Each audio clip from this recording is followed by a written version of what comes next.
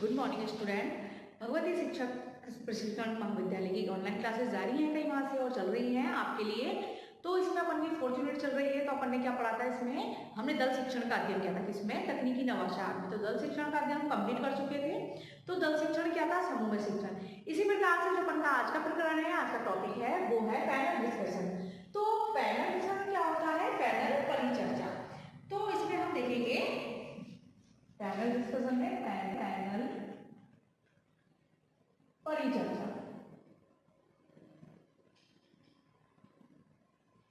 अभी सबसे हो रहा है पैनल परिचर्चा का है कुछ शिक्षकों के एक समूह के द्वारा किसी भी प्रकरण पर छात्रों की समस्याओं को सुलझाना, यानी शिक्षकों के समूह के द्वारा डिस्कशन किया जाता है। तो उसको कहते हैं पैनल परिचर्चा। चर्चा मतलब शिक्षकों द्वारा। पहले क्या था कि कुछ दल शिक्षण में ये था कि शिक्षकों के द्वारा क्या होता था कि समूह में 5-6 शिक्षकों के द्वारा शिक्षण कार्य किया जाता था। अब जो पैनल परिचर्चा है इसमें तो शिक्षक का एक समूह किसी भी टॉपिक को लेकर चर्चा करते हैं, ये विचार विमर्श करते हैं, है ना, यानी मशवरा करते हैं, चर्चा, वाद विवाद, सारी कुछ भी चीज कह सकते हैं, चर्चा करना, मशवरा देना, कुछ भी करना, किसी भी लैंग्वेज में अपन इसको कह सकते हैं। तो वो होती है पैनल परिचर्चा। तो इसमें कुछ समूह होता है, या तो शिक्षकों का किसी या व्यक्तियों का समूह जो मिलकर चर्चा करते हैं किसी भी टॉपिक पर। तो अब हम देखते हैं पैनल जो बनता है ये क्या है, इंग्लिश शब्द। तो अंग्रेजी भाषा के लिए पैनल शब्द से बना है। तो इसका हिंदी अर्थ क्या होता है, इसका होता है लघु विशिष्ट समूह। लघु विशिष्ट समूह, ठीक है, यानी समूह के द्वारा किसी भी चीज पे चर्चा करना। तो इस परिचर्चा में किसी विषय वस्तु अथवा प्रकरण पर प्रस्तुतिकरण कर, मतलब एक शिक्षक इस पर किसी भी टॉपिक पर प्रस्तुतिकरण नहीं करता, बल्कि बहुत सारे शिक्षक, यानी एक शिक्षकों का समूह इस पर क्या करता है, एक समूह इस पर किसी भी विकल्प के शिक्षकों तथा व्यक्तियों का समूह करता है किस पे, प्रकरण पर चर्चा। तो आज ज्ञान के विस्तार का क्या है, गुणात्मक रूप तेजी से हो रहा है। ऐसी स्थिति में एक ही व्यक्ति को एक प्रकरण पर पूर्ण ज्ञान हो ये संभव नहीं हो सकता। मतलब एक ही व्यक्ति को एक विषय का पूर्ण ज्ञान हो, ये नहीं हो सकता कि संपूर्ण ज्ञान हो, नहीं हो सकता। इसलिए बहुत सारे शिक्षक क्या करते हैं, एक विषय पर अलग अलग विशेषज्ञ हो सकते हैं या व्यक्ति हो सकते हैं। तो क्या करते हैं, किसी भी टॉपिक पर विषयों के समूह द्वारा पढ़ा जाए तो ये निश्चित है कि एक अध्यापक की पढ़ाने की तुलना में अधिक प्रभावी होगा। यानी एक विषय को एक शिक्षक के द्वारा नहीं पढ़ाकर बहुत सारे शिक्षक विशेषज्ञ व्यक्तियों के द्वारा पढ़ाया जाए तो क्या होगा, वो प्रभावी होगा बहुत ज्यादा, क्योंकि बालकों को नया नया ज्ञान सीखने को मिलेगा, बहुत सारी चीज नई नई मिलेगी। तो इसलिए क्या है, पैनल का लघु विशिष्ट समूह मतलब किसी भी समूह के द्वारा किसी भी टॉपिक को पढ़ाया जाए, ठीक है। अब क्या है, हम आगे इसमें देखते हैं पैनल का तो लघु विशिष्ट समूह हो गया। इसी के सामने हम देखते हैं कि इसकी शुरुआत कैसे हुई, यानी पैनल परिचर्चा की ऐतिहासिक पृष्ठभूमि। तो पैनल परिचर्चा का प्रारंभ, पैनल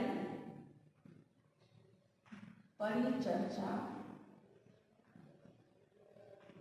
का प्रारंभ, क्योंकि जो ऐतिहासिक पृष्ठभूमि है पैनल परिचर्चा क्यों स्टार्ट हुआ, किसने किया, ये सारी चीज हमें मालूम होनी चाहिए। तो 1929 में हैरी ए ओवर स्ट्रीट, यानी 1929 में किसमें हुई थी प्रारंभ, 1929 में हुआ था हैरी ए ओवर स्ट्रीट। हैरी ए ओवर स्ट्रीट ये नाम है अपना, और क्या है 1929, यानी हैरी ए ओवर स्ट्रीट द्वारा कक्षा शिक्षण के रूप में किया गया था। किसके रूप में, कक्षा शिक्षण के रूप में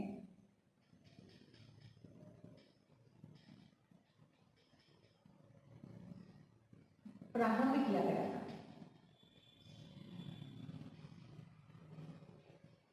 जिसका नाम पड़ा था पैनल परिचर्चा। मतलब हैरी ए ओवर स्ट्रीट ने कक्षा शिक्षण में के रूप में मतलब इसको प्रारंभ किया। तो उन्होंने इस विधि का प्रयोग भी किए, परंतु इस विधि को पैनल के नाम से नहीं पुकारा जाता था। क्यों, क्योंकि विधि तो आ चुकी थी लेकिन नहीं पुकारी। तो इस विधि को पैनल परिचर्चा का नाम वर्ष 1932 में अमेरिका के एक राष्ट्रीय स्तर के प्रौढ़ शिक्षा सम्मेलन में प्रौढ़ शिक्षा संघ द्वारा दिया गया। मतलब कभी इसका पैनल नाम कब दिया गया, इसका मतलब प्रारंभ तो इसका हो गया था पैनल 1929 में, किसने किया था, हैरी ए ओवर्स ने कक्षा शिक्षण के रूप में। लेकिन इसको पैनल पर जैसा नाम कब दिया गया, इसका नाम कब आया था, मतलब जब नहीं किया था प्रौढ़ शिक्षा के उसमें चलाया था, तो जब इसको नाम 1932 में अमेरिका के राष्ट्रीय स्तर पर, यानी 1932 में, मतलब स्टार्टिंग के नाम से हो गई थी, लेकिन इसका नाम पैनल 1932 में अमेरिका के उसमें दिया गया। मतलब अमेरिका के राष्ट्रीय स्तर के प्रौढ़ शिक्षा सम्मेलन में प्रौढ़ शिक्षा संघ द्वारा दिया गया था, ठीक है, अमेरिका में। लेकिन स्टार्टिंग इसकी हुई थी 1929 से, जिसका नाम दिया गया था तो पैनल वो दिया था 1932 में अमेरिका के राष्ट्रीय स्तर पर प्रौढ़ शिक्षा उसमें, ठीक है। ये सारी चीज क्लियर हो गई हमारी।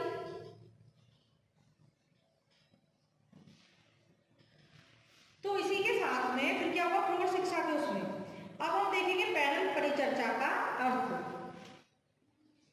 पैनल परिचर्चा का अर्थ। अब पैनल परिचर्चा क्या होता है, तो पैनल परिचर्चा शिक्षण का कार्य शिक्षकों के समूह द्वारा आपसी चर्चा द्वारा किया जाता है। किसके द्वारा, यानी शिक्षकों के समूह द्वारा और आपसी चर्चा में किया जाता है। तो इसमें प्रकरण से संबंधित विशेषज्ञ अलग अलग क्षेत्र के होते हैं जो बारी बारी से उस प्रकरण पर विचार करते हैं। इस प्रकार छात्रों के विचार सुनने और समझने का अवसर मिलता है, यानी जो चर्चा करते हैं शिक्षक, तो उनमें क्या होता है, छात्रों को सुनने और समझने का मौका मिल जाता है, अपनी समस्या सुलझाने का, और उसमें विचार विमर्श होता है तो बच्चों को बहुत चीज सीखने को मिलती है। अब इसी में हम देखते हैं पैनल परिचर्चा का आपको देख रहे हैं कार्टराइट के शब्दों में, कार्टराइट के शब्दों में,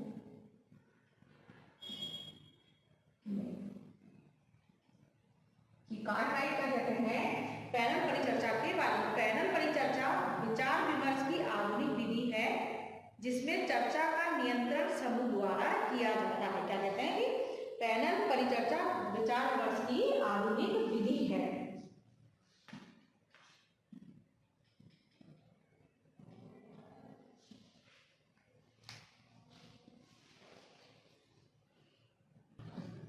तो इस प्रकार से कार्टराइट ने जो कहा पैनल परिचर्चा विचार विमर्श की आधुनिक विधि है जिसमें चर्चा का नियंत्रण समूह द्वारा किया जाता है, जिसमें चर्चा का नियंत्रण समूह द्वारा किया जाता है। किस समूह द्वारा, यानी चर्चा का नियंत्रण समूह द्वारा।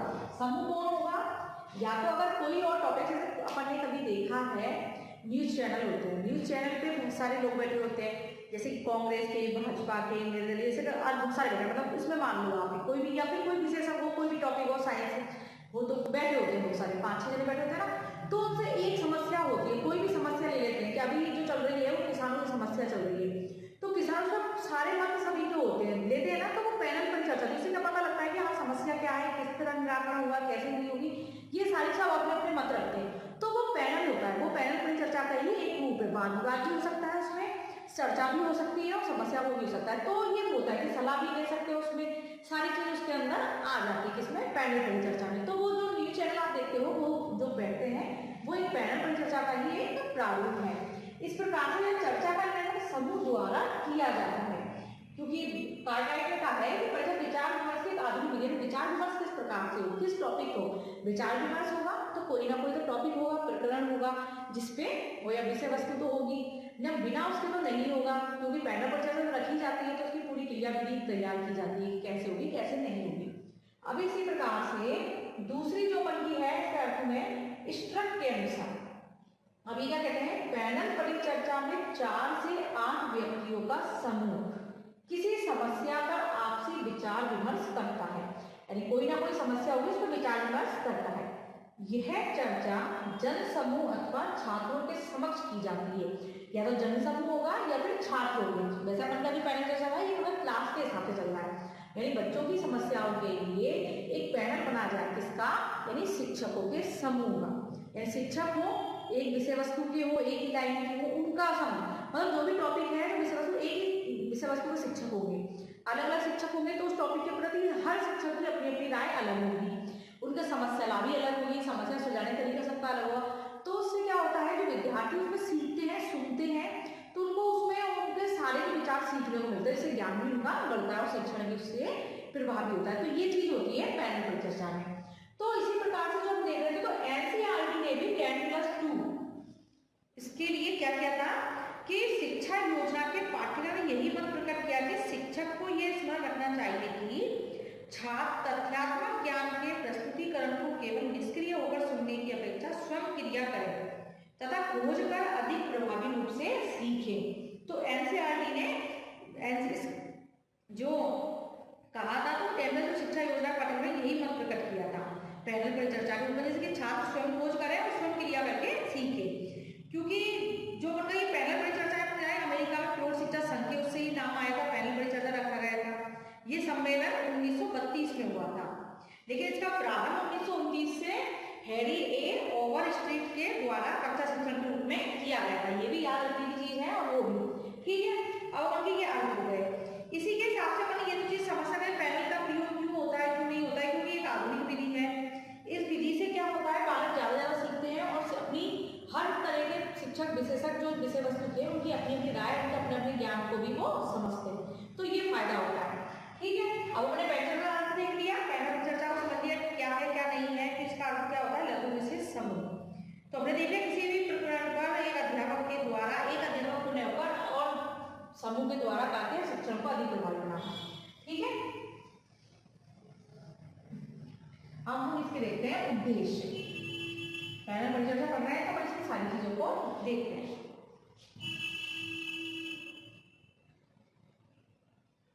तो इसके उद्देश्य क्या है पैनल परिचर्चा में, तो हम इनका अध्ययन कर लेते हैं।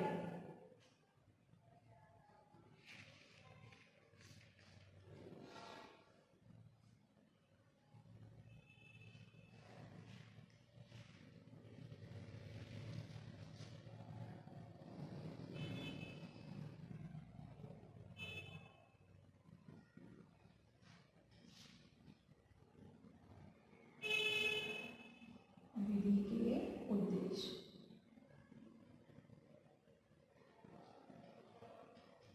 और इसके उद्देश्य क्या है ये हम देखते हैं।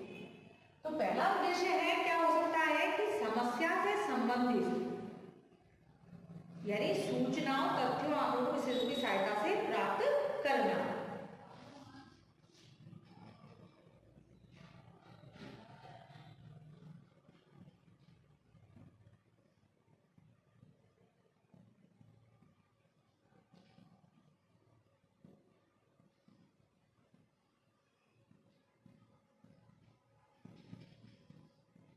सूचनाओं, समस्या से संबंधित सूचनाओं, तथ्यों तथा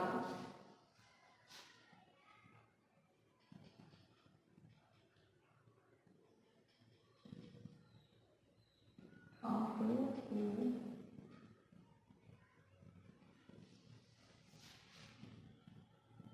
विशेषज्ञों की सहायता से प्राप्त करना। मतलब इसमें जो वो उद्देश्य समस्या से संबंधित सूचना तथा आंकड़ों को विशेषज्ञ की सहायता से प्राप्त किया जा सकता है, कि क्योंकि समस्या है, प्रकरण जब चल रहा है, टॉपिक चल रहा है, तो कोई ना कोई समस्या होगी, जब भी जाके पैनल बनाया जाता है विशेषज्ञों का, जिससे कि सूचना, तथ्य और आंकड़ों को विशेषज्ञ की सहायता से प्राप्त किया जा सकता है और छात्र विद्यार्थी इसमें प्राप्त कर सकते हैं। और क्या सब कर सकते हैं, छात्रों को समस्याओं का पूर्ण विश्लेषण करने में सहायता और मार्गदर्शन देना, यानी समस्याओं का विश्लेषण को अधिगम कर प्रभावी बनाना।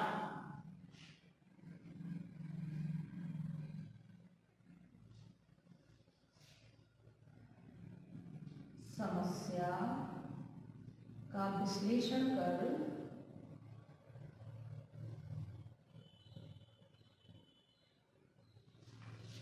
अधिगम को प्रभावी बनाना।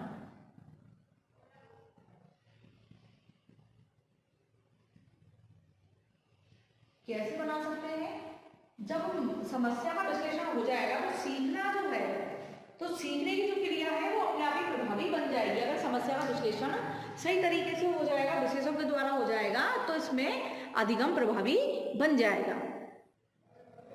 इस प्रकार से कि पहला इसका मतलब उद्देश्य क्या है, समस्याओं से संबंधित सूचना तथ्यों तथा आंकड़ों को विशेषज्ञ की सहायता से प्राप्त करना।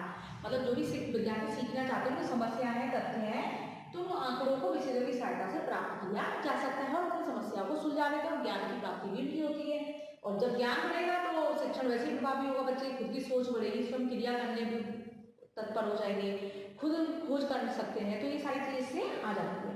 दूसरा है समस्या का विश्लेषण कर अधिगम को प्रभावी बनाना। यानी पहला परिचर्चा में क्या होता है, समस्या का विश्लेषण होता है, तो सीखने की जो क्रिया होती है वो बहुत प्रभावी होती है, यानी सीखना बहुत अच्छा रहता है बच्चे का, इससे बहुत अच्छे से विद्यार्थी सीख सकते हैं। और क्या होता है कि पहला परिचर्चा जो है जो एक इसमें मनोरंजन भी होता है, मनोरंजन टाइप से, क्योंकि पहले कुछ शिक्षकों का है तो बच्चे इसमें बहुत इंटरेस्ट लेते हैं, बच्चों को मनोरंजन को सारी चीजें सीख जाते हैं, ये चीज भी इसमें पहली चर्चा में होती है। और बात तीसरा है इसमें छात्रों में तार्किक चिंतन की योग्यता विकसित करना। तार्किक चिंतन यानी इनमें चर्चा करने की, वाद विवाद करने की, तर्क करने की, यानी जो भी समस्या है वो तर्क रूप में चर्चा करके उससे वाद विवाद द्वारा उस चीज को समझ सके, यानी खुद की सोच विकसित कर सके किसी भी वस्तु के प्रति, प्रकरण के प्रति या टॉपिक के प्रति, कोई भी चीज हो। तार्किक चिंतन जो होता है, तार्किक चिंतन बच्चा जब भी कर पाता है, विद्यार्थी जब भी कर पाते हैं जब उनमें सोच समझ विकसित हो जाए, नहीं तो वो उसमें तार्किक चिंतन की क्षमता विकसित नहीं हो सकती। इसी प्रकार से जो अपना अगला पॉइंट है वो है छात्रों में सामाजिक, सांस्कृतिक और नैतिक मूल्यों का विकास करना। तो पैनल परिचर्चा में क्या होता है कि सभी शिक्षकों का समूह है, विशेषज्ञों का समूह या व्यक्तियों का समूह है, तो उसमें क्या होता है कि वो सामाजिक रूप ही जब समूह में है तो सामाजिक रूप हो गया, उसमें उनकी संस्कृति और नैतिक मूल्यों का भी विकास होता है। बच्चे सीखते हैं कि हाँ सारे जो विशेषज्ञ हैं उनमें कितना सामाजिकरण है, वो कितने एक उसमें है, यानी एक प्रकार में सभी मिलकर उसको भी वक्त दे रहे हैं अपनी समस्याओं से, तो बच्चे में इसमें नैतिक मूल्यों का विकास होता है, साथ में संस्कृति का भी और सामाजिक विकास भी इससे होता है। तो पहला बच्चा उद्देश्य देख रहा है तो उद्देश्य भी ये है कि सारी चीज विद्यार्थियों का विकास हो रहा है, क्योंकि मालूम है कि शिक्षण क्या है, शिक्षा क्या है, जिसमें बच्चे का सर्वांगीण विकास हो सके विद्यार्थी का, तो सर्वांगीण विकास को वो चीज ज्यादा उपयोगी होगी। इसी प्रकार से जो पांचवा पॉइंट है इसमें है छात्रों में आत्मविश्वास, आत्मनिर्णय और आत्मचिंतन के साथ मौखिक अभिव्यक्ति की क्षमता प्रदान करना या फिर जागृत करना, कि मतलब शिक्षा का उद्देश्य है कि सारी क्षमताएं जागृत हो जाए। कैसे हो, तो पहला चरण क्या होता है, छात्रों में जो आत्मविश्वास होता है, मतलब आत्मा स्वयं पे विश्वास करना कि हाँ ये कार्य मैं कर सकता हूँ, स्वयं में क्रिया कर सकता हूँ, स्वयं में किसी चीज को खोज सकता हूँ, तो ये आत्मविश्वास होता है। तो विद्यार्थी में आत्मविश्वास लाना और आत्मनिर्णय कि हाँ कि मैं निर्णय किसी चीज के प्रति ले सकता हूँ कि ये सही है या गलत है, और आत्मजन अपनी सोच को विकसित करना। तो इसमें क्या होता है, मौखिक अभिव्यक्ति क्षमता जागृति। पहला परिचर्चा जो है इसमें मौखिक चिंतन कर सकते हैं कि मौखिक चिंतन में क्या चाहिए कि बोल के अभिव्यक्त कर सके अपनी क्षमता, इतनी जागरूक उसमें हो जाए। तो इतनी क्षमता भी जरूरी है कि बालक में सोचने समझने की क्षमता आना, मतलब अपनी अभिव्यक्ति स्वयं कैसे दे सकते हैं, तो ये अभिव्यक्ति कैसे आए होंगे, तो मौखिक अभिव्यक्ति जब ही आएगी जब छात्र में आत्मविश्वास होगा, आत्मनिर्णय होगा और आत्मचिंतन करने की क्षमता होगी, तभी वो मौखिक अभिव्यक्ति करता है। आज हम आपसे बात करते हैं तो कैसे करते हैं, क्योंकि हमें क्षमता है आत्मनिर्णय लेने की, आत्मनिर्भर होने की, सारी चीज क्षमता है और आत्मविश्वास है। जब तक अपन में खुद में कॉन्फिडेंस नहीं होगा तब तक हम कुछ नहीं कर सकते। किसी के सामने बोलने के लिए भी आत्मविश्वास जरूरी होता है ना। हम जानते हैं कि हाँ एक बार जब विद्यार्थी नए कक्षा में हम कहते हैं चलो अपना इंट्रोडक्शन ही दे दो, तो बच्चा क्या है उस टाइम में बहुत घबराता है ना, और धीरे धीरे वो क्लास में आने लग जाता है, समझने लग जाता है, तो उसमें आत्मविश्वास आता है। तो पैरेंट परिचर्चा में यही है, जब शिक्षकों के मध्य वो बैठेगा, उनको सुनेगा ध्यान से, जो विशेषज्ञ होंगे तो उनके मतों से कुछ सीखेगा, तो उसमें वो कि मतलब वो देखो शिक्षक एक दूसरे से कैसे बोल रहे हैं, कैसे नहीं बोल रहे, तो सारी क्षमता चर्चा करने की क्षमता उनमें आती है, तो ये आत्मविश्वास होता है। तो पैरेंट परिचर्चा से आत्मविश्वास भी जागृत होता है और वह नैतिक मूल्यों का भी विकास होता है। छठा पॉइंट जो बना हुआ है, शिक्षण को मनोवैज्ञानिक आधार प्रदान करना, यानी शिक्षण को पहले परिचर्चा के माध्यम मनोवैज्ञानिक आधार कैसे होगा, मनोवैज्ञानिक स्वयं क्रिया करने के लिए तत्पर करना, यानी स्वयं क्रिया द्वारा सीखने पर बल देना, क्या स्वयं क्रिया द्वारा, तो वो है शिक्षण को मनोवैज्ञानिक आधार देना। इसी प्रकार से जो पहला परिचर्चा के और पॉइंट है तो उसमें यही है कि इसमें जो पहला परिचर्चा है मनोरंजन के साथ ज्ञानवर्धन होता है, और इसमें क्या चीज होती है आप देख सकते हो अगला पॉइंट इसमें कि मनोरंजन के साथ ज्ञानवर्धन करना, और अगला है भावना का व्यापक दृष्टिकोण, मतलब छात्रों में परस्पर सहयोग की भावना के भाव व्यापक दृष्टिकोण उत्पन्न करना, ये पैनल परिचर्चा के उद्देश्य हैं। तो पैनल परिचर्चा से क्या है, इसमें क्रिया द्वारा सीख सकता है, मनोरंजन के माध्यम से शिक्षण के अवसर मिलते हैं, परस्पर सहयोग की भावना आती है छात्रों में, सहयोग की भावना का आना, है ना। तो ये सारे क्या है, ये अपने पैनल परिचर्चा के उद्देश्य हैं। ठीक है, अब हम देखते हैं कि पूरे अपने इतने सारे टॉपिक्स पढ़ लिए, समस्या संबंधी सारी चीज देखी इसमें, और होता क्या है ना। तो हम पैनल परिचर्चा को पूरी तरीके से समझ चुके हैं, उसका अर्थ परिभाषा देंगे कि मतलब इसमें यही है कि जो भी शिक्षण कार्य है तो वो एक शिक्षक के ना होकर व्यक्तियों के एक समूह के द्वारा शिक्षण कार्य को की जो समस्या है उनको विस्तार पूर्वक समझाना, है ना, या फिर एक अध्यापक ना होकर अधिक अध्यापकों को द्वारा उस चीज को पढ़ाना, है ना, और उस पर चर्चा करना, किसी भी प्रकरण पर चर्चा करना है। शिक्षक जो होते हैं इसमें एक समूह द्वारा आपसी चर्चा द्वारा किया जाता है, मतलब चर्चा होती है, शिक्षक अपनी उसमें समूह में समस्या पर, किसी भी समस्या पर आपस में विश्लेषण करते हैं, चर्चा करते हैं, तो वो होता है पैनल परिचर्चा। अब इसके जो आगे टॉपिक है तो हम देखेंगे सिद्धांत है, प्रकार है, स्वरूप है, इसकी क्रिया विधि वगैरह, ये सारी चीजों का हम अध्ययन अगले टॉपिक्स में करेंगे, क्योंकि इसके कई हर चीज के गुण हैं तो दोष भी है, ये सिद्धांत वगैरह भी देखेंगे अपन, तो गुण दोष भी देखेंगे, और इसकी प्रोसेस कैसे होती है, इसकी प्रक्रिया क्या है, इसकी प्रक्रिया को भी हम इसमें समझेंगे अगले टॉपिक्स में। आज हमने इसका अर्थ समझ लिया कि शिक्षण क्या है क्या नहीं है, पैनल परिचर्चा कैसे होती है, ये सारी चीजों का हमने अध्ययन किया, और इसमें यही है कि इसका स्वरूप कैसा है, तो हम इसके स्वरूप को देखेंगे कि स्वरूप कैसा है। इसी के साथ में आज हमारा ये टॉपिक यहीं पे खत्म होता है। धन्यवाद, और हम आगे के जो इसके टॉपिक्स हैं उनको क्लियर करेंगे। और इतना है कि पहले मैंने दल शिक्षण पढ़ा था, दल में क्या था, शिक्षकों के समूह के द्वारा एक कक्षा में बच्चों को पढ़ाया जाता था। उसी प्रकार से पैनल परिचर्चा में क्या हो गया, मैंने आपको समझाया कि जो समाचार वगैरह आते हैं, अपनी न्यूज वगैरह आती है, तो उसमें कई 5-6 लोगों का समूह होता है, तो इसी प्रकार से इसमें भी शिक्षकों को विशेषज्ञ होते हैं एक विषय वस्तु से संबंधित, और विशेषज्ञ होंगे, कोई भी प्रकरण होगा तो उसमें वो अपनी अपनी राय देते हैं, मत देते हैं, तो विद्यार्थी और जो जनसमूह को सुनते हैं तो वो उनकी समस्याओं पर ही होती है। पैनल परिचर्चा कोई ना कोई समस्या पे होगा, पहले से समस्या निर्धारित होगी, उसी पे ही पैनल परिचर्चा की जाती है। तो आप अच्छे से समझ गए होंगे, अगर नहीं समझ में आए तो आप कमेंट्स कर सकते हो, कोई समस्या हो उसके लिए कमेंट्स कर सकते हो। धन्यवाद।